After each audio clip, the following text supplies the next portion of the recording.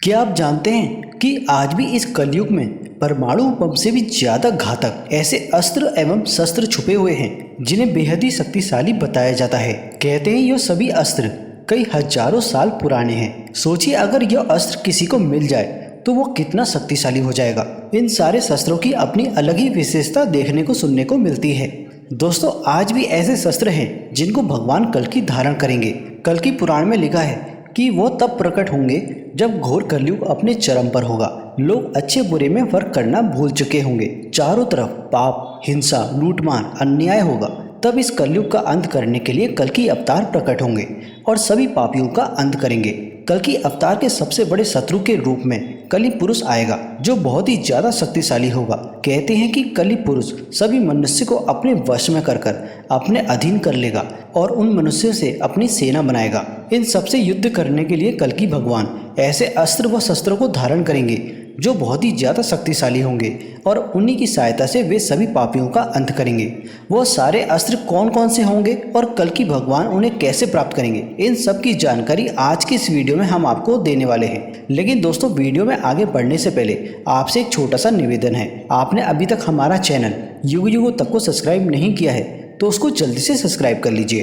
तो चलिए वीडियो में आगे बढ़ते हैं। कल्कि अवतार का शंख, शंखों की शक्ति और चमत्कारों का वर्णन महाभारत और पुराणों में मिलता है। शंख को विजय, समृद्धि, सुख, शांति, यश, कीर्ति और लक्ष्मी का प्रतीक माना गया है। सबसे महत्वपूर्ण बात यह है कि शंख नाद का प्रतीक है। शंख की ध्वनि शुभ मानी गई है। पांचजन्य शंख बहुत ही दुर्लभ शंख है। समुद्र मंथन के दौरान इस शंख की उत्पत्ति हुई थी। समुद्र मंथन से प्राप्त 14 रत्नों में छठवां रत्न शंख था। दोस्तों भगवान श्री कृष्ण के गुरु के पुत्र पुनर्तत्व को दैत्य उठा ले गए थे।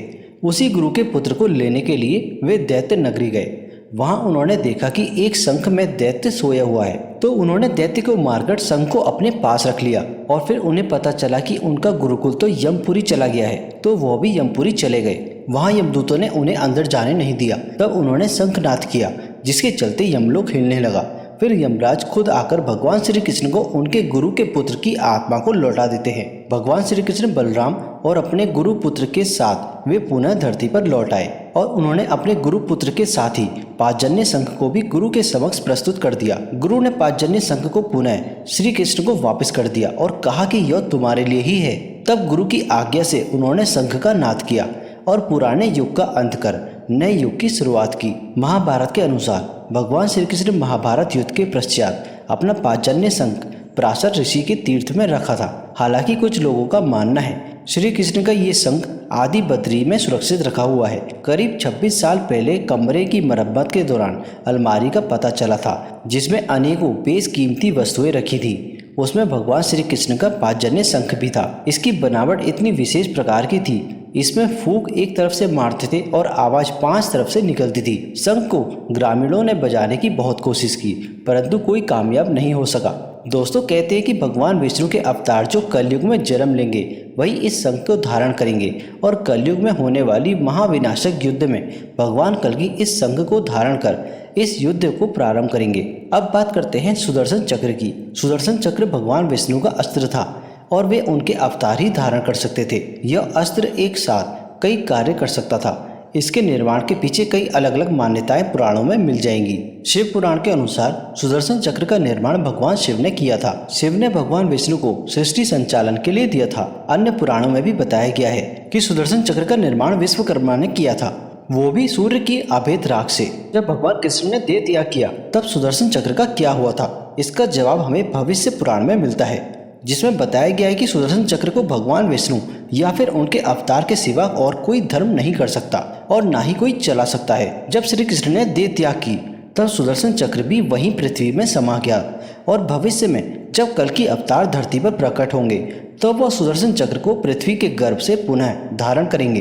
अब हम बात करते हैं श्यामंतक मणि के बारे में। कहते हैं कि यह मणि प्रतिदिन 8 बार सोने दिया करती थी और जहाँ वो रहती थी वहाँ दुर्भिक्ष, महामारी, ग्रह पीड़ा आदि कभी भी प्रवेश नहीं करते थे। कोई भी उपद्रव और अशुभ नहीं होता था। इस मणि को द्वापर युग में भगवान श्री कृष्ण ने जामवंत से प्राप्त किया था। कहते हैं कि भगवान श्री कृष्ण ने कलंक मिटाने के लिए इस मणि को प्राप्त किया था। ऐसी संभावनाएं हैं कि यह मणि आज भी इस कलयुग में सोमनाथ मंदिर में स्थापित है और शायद इस मणि को पाने के लिए गजनवी ने 17 बार इस मंदिर पर आक्रमण किया था, लेकिन हमेशा असफल रहे। जब कलयुग का अंत होगा तो कल्कि अवतार प्रकट होंगे और वही इस मणि को धारण करेंगे। अब बात करते हैं कल्कि अवतार के धनुष के बारे में। दोस्तों, देवताओं ने देवलोक की रक्षा के लिए वज्रासुर ने अपने दिव्यास्त्रों का प्रयोग किया, लेकिन सभी अस्त्र व शस्त्र उसके कठोर शरीर से टकराकर टुकड़े टुकड़े हो रहे थे। आत्मक देवराज इंद्र को अपने प्राण बचाकर भागना पड़ा। इंद्र भागकर ब्रह्मा जी एवं शिव जी के पास गए, लेकिन तीनों देवों ने कहा कि अभी संसार में कोई भी ऐसा अस्त्र व शस्त्र नहीं है जिससे वज्रासुर का वध हो सके। त्रिदेवों की ऐसी बात सुनकर इंद्र मायूस हो गए। देवराज की ऐसी स्थिति को देखकर भगवान शिव ने कहा कि पृथ्वी पर एक ऐसे महामानव है जिन्होंने अपनी तप साधना से अपनी हड्डियों को अत्यंत कठोर बना लिया है। इसे निवेदन करो कि संसार के कल्याण हेतु अपनी हड्डियों का दान कर दे। इंद्र ने भगवान शिव की आज्ञा के अनुसार दधीची को हड्डियों का दान मांगा। महर्षि दधीची ने संसार के हित में अपने प्राण त्याग दिए। देव ऋषि विश्वकर्मा ने इनकी हड्डियों से 3 धनुष बनाए, पिनाक, सारंग और गांडीव। पिनाक धनुष भगवान राम ने तोड़ा था, गांडीव अर्जुन को मिला, सारंग भगवान विष्णु को मिला और उनकी छाती की हड्डियों से वज्र बनाया गया जो इंद्र को मिला। इसके बाद इंद्र ने फिर से वज्रासुर को युद्ध के लिए ललकारा। युद्ध में इंद्र ने वज्रासुर पर प्रहार किया, जिससे टकराकर वज्रासुर का शरीर रेत की तरह बिखर गया। देवताओं का देवलोक पर अधिकार हो गया और संसार में धर्म का राज्य कायम हुआ। दोस्तों, आज जहाँ संत और साधुओं को लेकर आम जनता के मन में विश्वास की भावना कम होती जा रही है, ऐसे में महर्षि दधीची का जीवन एक आदर्श रूप है जो बताता है कि संत और ऋषि कैसे होने चाहिए। वास्तव में संत की यही परिभाषा है कि वो अपने लिए नहीं बल्कि संसार के लिए जिए, संसार के कल्याण में अपने प्राणों का बलिदान कर दे, जैसा कि महर्षि दधीची ने किया। कहते हैं कि महर्षि की हड्डियों से बनाए गए शस्त्रों को त्रिदेव के अलावा और कोई इस्तेमाल नहीं कर सकता। जब भगवान कल्कि प्रकट होंगे तो वह सारंग धनुष का धारण करेंगे और इनकी सहायता से सभी पापियों का अंत करेंगे। दोस्तों, भगवान राम को 14 कलाओं से युक्त बनाया गया, भगवान कृष्ण को 16 कलाओं से युक्त बनाया गया, जबकि कलयुग में भगवान विष्णु के कल्कि अवतार को 64 कलाओं से युक्त माना गया है।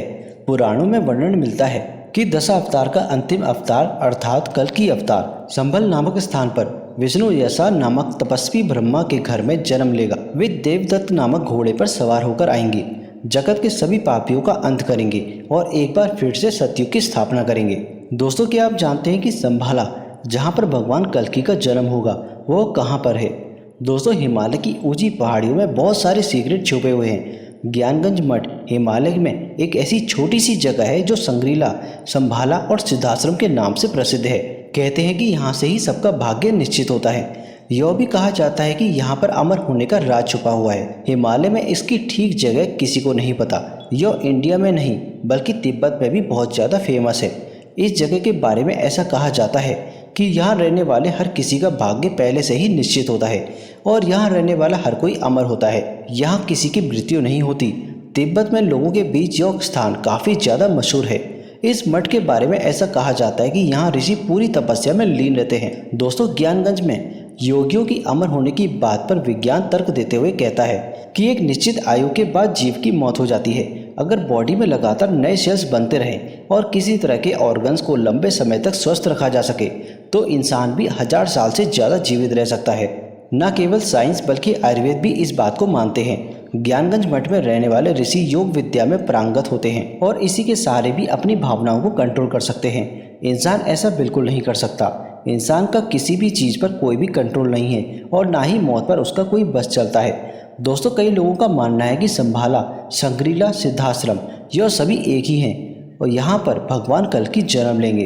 यहीं पर उनका पालन पोषण होगा और यहीं पर उनको विभिन्न शास्त्रों में पारंगत किया जाएगा। तो दोस्तों, आज की जानकारी आप लोगों को कैसी लगी हमें कमेंट बॉक्स में ज़रूर बताइएगा। और दोस्तों, अगर आप हमारे चैनल युगो युगो तक में पहली बार आए हैं तो हमारे चैनल को सब्सक्राइब करना मत भूलिएगा। मिलते हैं आपसे अगली वीडियो में अगली जानकारी के साथ। जय श्री कृष्णा।